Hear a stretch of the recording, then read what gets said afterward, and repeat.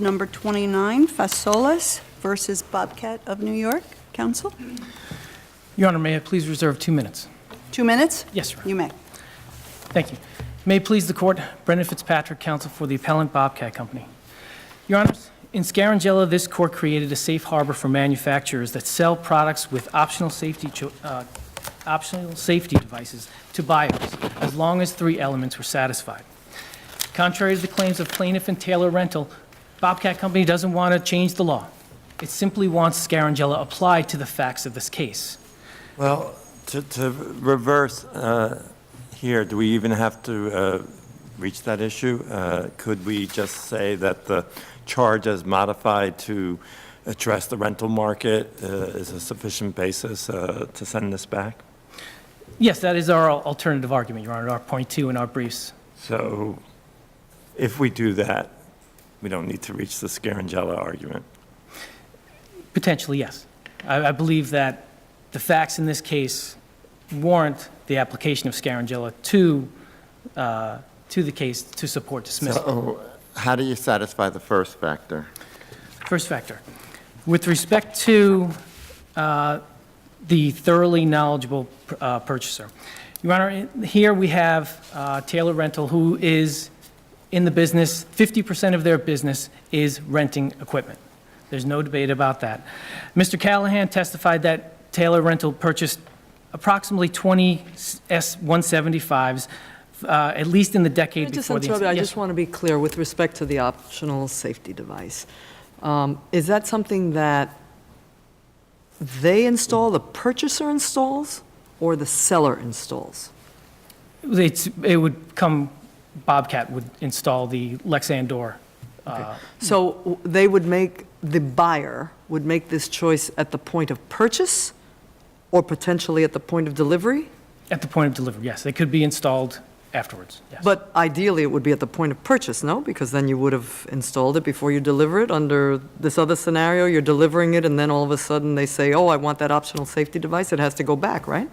No, Your Honor. There are Lexandors available. So you mean at the point of delivery? Yes. Someone has some of these doors, so if the person who's accepting the delivery says, I want the door, they would install it right there? I'm not sure if the record is developed that the Lexandors were with No, I'm the asking you how this, I'm sorry, I'm not being clear. I wanted to know how this would proceed. Obviously, if the buyer makes a decision at the point of purchase, this can be installed before it's ever delivered. But you're saying there's also an opportunity at the point of delivery, which is what you're arguing here. So how would this work if at the point of delivery, the individual wanted it? If the individual wanted it, it could be, buyer, it would, yeah. if the buyer wanted it, it would be delivered and it would be installed at their place of business. So I'm still trying to get clear. So if at that delivery, there's no door available to install, what happens?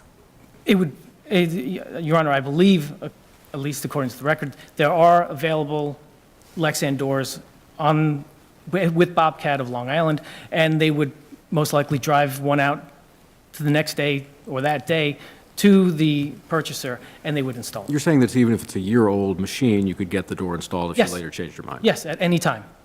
They're available. But the purchaser doesn't install it. I think the purchaser could install it. They can also remove it, but I believe I don't think the record is developed on that issue, but it could be done probably. I'm just trying to understand how this works, this rental market, buying for the rental market works. Let's say I'm a company that rents out this machinery, and I buy the machines, but at that point I haven't bought this optional safety device, and the machines are delivered. I say, I'd like the optional safety device. It would be delivered. But not necessarily in that moment, correct? No, Your Honor. I believe there are ones available on Long Island, and it would be delivered whether it's that day or the next day. And if I said, just give me the door, I'll put it on myself, do you permit that? I'm not sure if there's any evidence in the record as to whether that's permitted for the purchaser to buy. Thank you so much. Let me just follow up a little bit on that question, because it goes to the Scarangella prongs. That's why I'm asking these factual questions, what your understanding of the record is. My understanding of the record is in reading Lafferty and I think Hieradola, 2 of the witnesses, that Taylor Rental never offered a special application kit to a customer renting a Bobcat loader. Is that correct? Is that your understanding? They never offered anybody. They didn't say, you're doing this a certain way, we think you should have a special applications kit. Does that ever happen? Is there any proof in the record of that ever happening? No, Taylor Rental All never right. offered it to their... Is there any proof in the record that Taylor Rental possessed a special application kit that it could offer to the customer itself? Because my understanding of the way they were done was that they were put on at the point of manufacture and not by the rental company. So do you know if they even possessed a special application kit that it could offer? No, because they never requested one. They had been purchasing them for 20 years, and each time they were offered to purchase the special applications kit of the Lexandor, and Okay. each time they said, we don't want it. And I see. So now, other than the delivery reports, which I think is some evidence of Bobcat informing Taylor Rental of the existence of the special application reports, you'd agree with that, right? That you would argue that the delivery reports favors your side giving notice to them of the existence of these special application kits? Yes, Your Honor. Is there anything other than the delivery reports? I think Mr. Callahan also, when he testified, when he delivered, he said... What do you have us look at there? Mr. Callahan's testimony, where he testified that with each delivery, he would explain it to whether it was Craig Behrens, who was the former owner of Taylor Rental, or whoever was the Taylor representative picking up the delivery that day. He went through each and every item on the delivery report, including item 12, which discussed the actual panel. So Let Mr. me just stop you for a second. So if you are arguing for the case to be submitted to the jury, would this be the linchpin in your arguing that's created a question of fact as to the existence of a jury question? I think it's one of the things. I think it supports us, but then when you... What else would you point to? Well, I think when you look at Mr. Lafferty and Mr. Iadorola's testimony, they never wanted this. They knew about it. They specifically testified to Mr. Iadorola, page 1297. He was asked, don't you think you should have this? And he said, for my intended use, I have no use for the protective door. And the intended use for the S-175 with a bucket Excuse me. is simply to dig dirt, to move dirt and loose debris, and to level dirt. That is the sole purpose for what Bobcat Company sold these machines for with the bucket attachment. Here's what I'm having a little bit of difficulty understanding in this case. So Bobcat sells a product that it knows the purchaser has not purchased and is not interested, according to what you've just said, in the optional safety device. And you also know that the purchaser is not the end user. And you also know the purchaser has no control over the end user. And you also know that this particular rental market is one that involves unsophisticated, let me put it that way, unsophisticated users. That is, it's not contractors, not people who regularly rent this kind of machinery.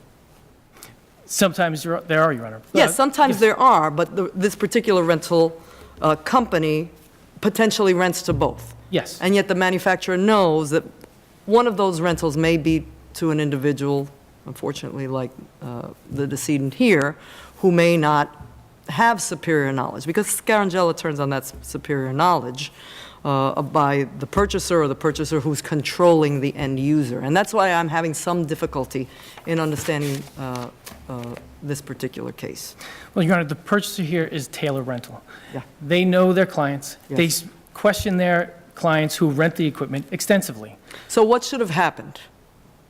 The person says, I'm just going to dig dirt. And they say, then you don't need the door. Well, Your Honor, Correct. for the intended use that Taylor Rental purchases these machines, the Lexan door is not needed. Mr. Erringer testified to that. Mr. Iadorola testified to that. Mr. Lafferty testified to that. Even Mr. Burkhardt said, Yeah, I agree with you. There is a difference between a product that has only one use and that has multiple uses, wherein the safety device is important to one of those types of uses, but not the others. I agree. yes, and what we have here is plaintiffs and and Taylor Rental conflating the myriad uses of an S-175, because we readily admit that there are numerous applications for the S-175. But in this case, Would you still be strictly liable if the jury, of course, found there was liability? If there had been no information, this all turns, in your opinion, because of the way Scarangella sets out the factors, because you've informed the company that buys to rent of the risks and how the door should be attached for particular types of uses?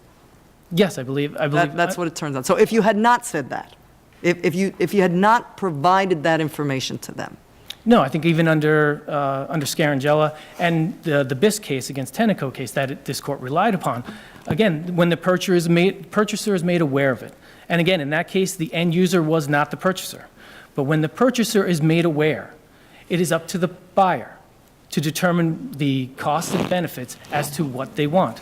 And It's Thank kind you, of, counsel. it's kind of, just one last point to Judge, and I'd ask you to respond. It seems difficulty in the case is the renter is the only one who would know how this product is actually going to be used. And of course, that's the person who's totally unqualified to balance any risks. well, I think when you have a situation such as that, you have the testimony of Mr. Iderola and Mr. Lafferty, who say they intensively question their clients. They determine what they're going to use this equipment for. And they testified quite readily, they will refuse to rent this machine if they believe it's going to be used for something inappropriate. That's their testimony. They know their clients best. They know who's coming in to rent this equipment. And they know the intended purpose of this machine. And that is to simply dig dirt, level dirt, carry loose materials. That's not what we have. That's exactly what we have here. And the door was not a required, or it was an optional safety device that should have been left optional, not mandated by the courts. Thank you, counsel. Counsel? Thank you, Your Honor. Scott Watson for Port Jefferson. I had prepared a brief opening, but I'll try and respond in kind to the points that were made by the judges. Counsel, can I ask you? Yes. I know that Scarangella itself involved an employee-employer relationship. Right. But did we say anywhere in Scarangella that that was a critical element of the Scarangella exception? Judge, the line in the Scarangella opinion that I like is where the court speaks about distilling some governing principles that can be reached by assessment of the three prior cases, which of course were the Bliss case, the Rainbow case, and the Rosado case. The first two from the Fourth Department, and the Rosado from the Court of Appeals, and laying out in distilling the governing principles, which are the three factors. The first of which is really two factors: thoroughly knowledgeable and actually aware. And of course, the third factor is if a person is not actually aware the safety product exists, how could you possibly balance the benefits of using the product without the safety attachment? Now, a question came up earlier as to... But isn't that in part what I was trying to ask before? And I think Judge Fahey also Yes, questioned about that. In Scarangella, the employer controls the use, even if they are not themselves, right? It's not, the employer is not behind the steering wheel of the bus, but they control the use. Correct. Right? So you're putting, let me just finish the thought. Isn't the point then of those factors that the individual, the company, with the superior knowledge is in a position to do something with it? Yes, and as a matter of fact... So how is it in this particular case that Taylor doesn't have the superior knowledge to do something with it? First of all, Your Honor, there is no proof in the record that Craig Behrens, the deceased owner, unlike Mr. Clifford, who testified at length in the Scarangella case, was actually aware of the special applications kit. In answer to one of your earlier questions, was this at the point of delivery or the point of a transaction? It was at the point of the sale. There's no proof in the record at all in this 6-week trial that there was any conversations later on that you can always add this special applications kit later on.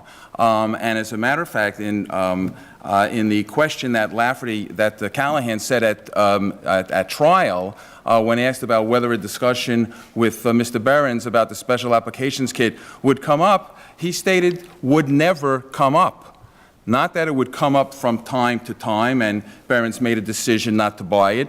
The quote is, would never come up. This is on my recross of Mr. Callahan. Counsel, I'm sorry to interrupt you. Sure. But, if we affirm here, and now Bobcat wants to comply and avoid liability in this situation, and they're making sales to you, what do they have to do? Well, the Bobcat philosophy on this product started in the... No, I don't want their philosophy. I just want to know, in the future, if we uphold this rule, what do they do when they sell you one of these? Well, they would have to have this special applications kit as standard Right. So if you equipment. say, I don't want this, my people don't want this, they're going to have to tell you, sorry, I can't sell you this machine without this. Correct, Your Honor. In response to a question earlier about wouldn't Bobcat's position How be... is that efficient? If to the extent, again, this is my issue, and part of my issue in this case is that you have a machine that has multiple uses. There is no risk to use it without the door. So how is that efficient to force the manufacturer to put on something that's not useful? Well, of course, in this Court of Appeals, this court stated in Rosado that one of the public policy positions underlying the entire law of product liability is preventing accidents. True. Isn't There some evidence in the record that for certain of the applications, you're better off not having the door? That is Bobcat's position. Well, is there contrary evidence in the record? There is no contrary evidence. The reason why this special applications kit never came up in discussions with Callahan and Behrens is because the Bobcat philosophy, starting in the 1970s, as clearly stated by Mr. Iringer, was that there are good reasons not to have this door, and he listed out 4. I would like to address the loader reports, because Your Honor asked the question about, from Bobcat's standpoint, wouldn't that be, quote, some evidence? The delivery reports. Yes, I disagree with that completely. Why is that? Because in Callahan's testimony, he indicated that these delivery reports would be gone over for about 5 to 10 minutes. Page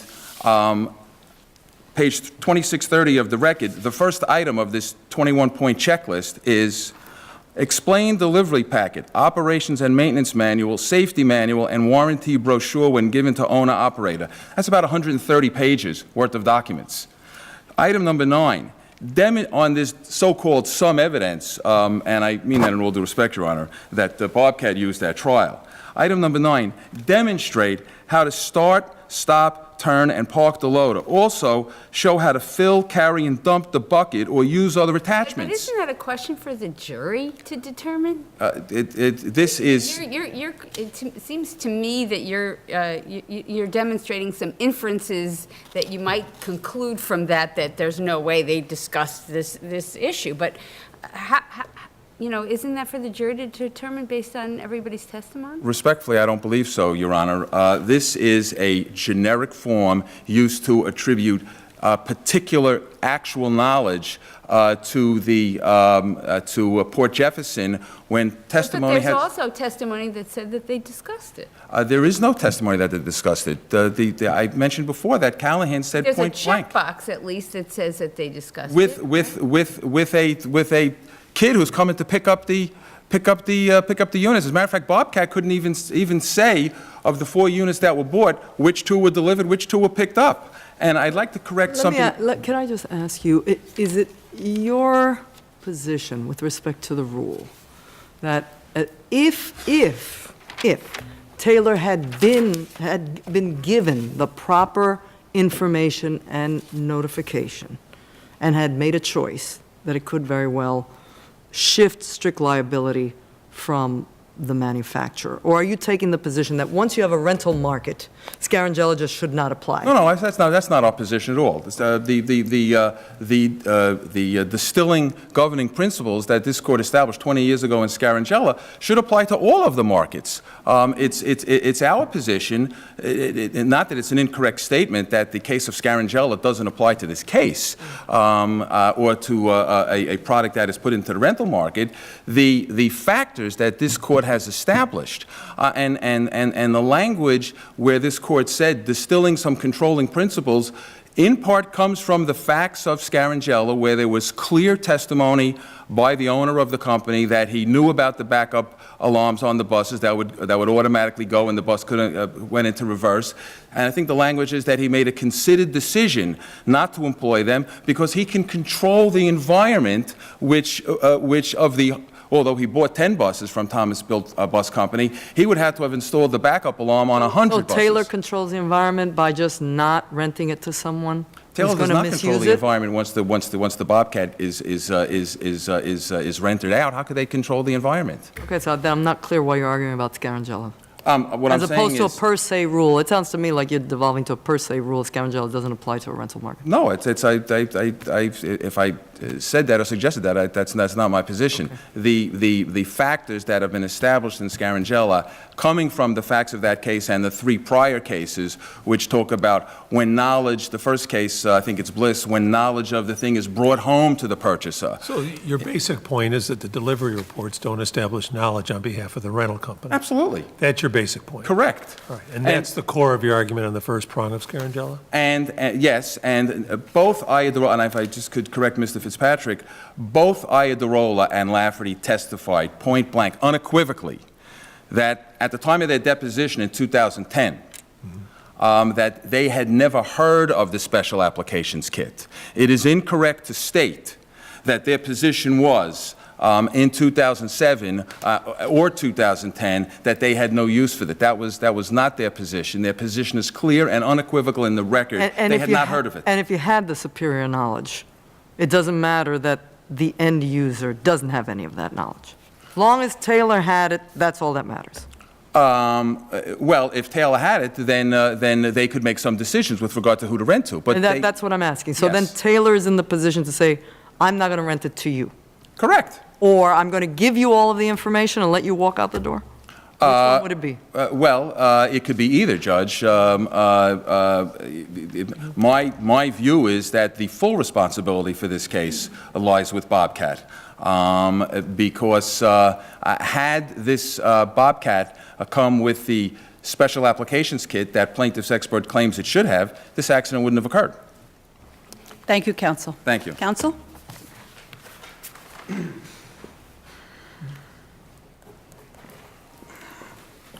May it please the court, Andrew Pillersdorf for Fasolas, respondent. I'm not even going to try and start with my set remarks. I just want to add to something Scott started with just a moment ago.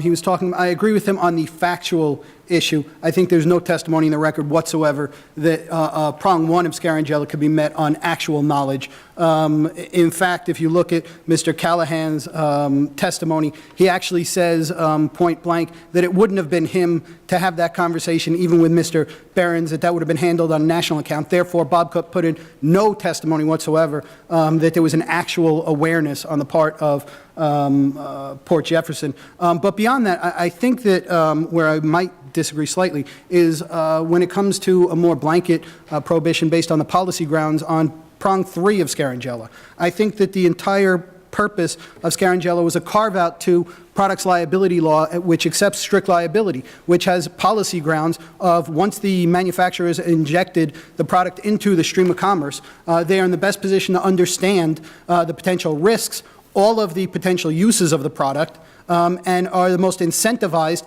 to actually put the safe product into the market and not a stripped down. Except when the buyer is in as good a position to do that, or has the knowledge and the expertise and the information and all, the prongs of Scarangella, right? Isn't that the purpose of Scarangella, is to say that that policy doesn't apply when the buyer has access to all that information, right? I agree with that. But Scarangella was a narrow carve-out intended for policy grounds. And in fact, Scarangella, in the decision, went to great lengths to talk about the specific knowledge and the control and the ability of the purchaser to limit the potential risks. In So fact, counsel, Hassan- just so I'm clear, and I was a little unclear before, you're not arguing for a rule that says Scarangella is inapplicable to a rental situation. I actually am. I think You are that- arguing. I So think the that- door has to go all the time in your view. They have To the say- rental unit, to the rental market. I don't think there are never instances when Scarangella can apply to specific purchasers. I think where it came in, the general field of products liability looks at the ultimate consumer, okay? All of the cases talk about when they market, it must be reasonably safe as marketed to the end user. I think what happened in Scarangella is the language of the third prong, seeking to narrow it, talks about the buyer's specific use and control of the environment. And I think what Bobcat has attempted to do is use that language to say, once the purchaser knows about it and has control, is a knowledgeable purchaser and has control over the next step in the stream of commerce, that they've met that prong. I think fundamentally, that undermines the very policy of strict liability. I guess on a policy matter, though, it comes to, and I understand your point, and it's well made, but where you have this type of rental market, is it the rentor, in this case, who has the better view of the field, policy-wise, to say, you need this, you don't need this. What are you going to use this for? Are you going to do X? Are you going to do Y? Otherwise, essentially, you're saying, and I think you are saying now, always, all the time in the rental market, you get this safety device. It's mandatory, in effect, in a rental market. I do. I think that while it could be spun to say that the person on the ground would have the best knowledge because they spoke to the user, I actually think if you look at the facts, it's actually the reverse. What they're looking to do, if you read the record, it is a part-time employee behind that is explaining to Mr. Fasolas how to use the process. Certainly, You're dealing with, they have better insight into the end user than the manufacturer. But what you're doing is essentially putting the part-time employee or in a big box store for policy implications, the salesperson, you're inserting them as almost a learned intermediary to the use of that. But isn't that the responsibility of the company that buys this machinery to then rent? Isn't that their responsibility to ensure that they have properly trained individuals who are interacting with the renter? I think that's why in products liability law you have strict liability down the chain of custody. It doesn't end with one party or the other. The reason for this is they all should have this responsibility. So might it be different depending on the nature of the renter population, where you have very sophisticated contractors, let's say, who are renting versus someone who is not as sophisticated, not as well informed? Might that make a difference? No, I don't believe so, because once you're dealing with a rental market, inherently you're giving the authority to make that determination to the reseller. And by definition, they're putting it into a stream of commerce that the infinite number of options are available for So use. then the way that this would work is that if Bobcat is selling to the actual end user, unless that end user has superior knowledge, satisfies otherwise the Scarangella factors, the strict liability burden doesn't shift from them. But if they sell it to a company that's going to rent, strict liability always remains with the manufacturer. Is that the way this, regardless of the end user there and their knowledge and their understanding? I think on a practical level, they talked about the fact that this lexicon special application thing can be removed. If you truly have a knowledgeable end user who doesn't want it, it can be taken off. This isn't a major obstacle to the ultimate use. And I think, yes, ultimately, you have a policy determination. You may violate a rental term to do that. I think, like, what company would let you do that as Taylor and rent it to you? well, that's a contract issue between Bobcat and if they have a sophisticated renter or a specific contractor that wants it, that's a contractual issue between them. Well, it seems that, I think you raise good policy points. But ultimately here, what will be the effect, I guess, let me rephrase my question. Here we start with the premise that let's assume for a moment that this product was defectively designed because there was a safety equipment that could have been put on this device that would have made this device safer and this person would not have been hurt. And this would apply to anybody who uses it in any form. And that the reasons for not using the safety device is because it would be more convenient to not use it if you're in a different line of work or you're doing some different kind of work in a particular day. If you're just moving the dirt as opposed to taking down a tree, then it has a different effect. The way I understand products liability is the end user doesn't get to make that call, that the responsibility stays with the manufacturer, and the manufacturer is then strictly liable as you move down to the chain. What's aberrant here is that we have the law is built around the purchaser being the person who uses it. And do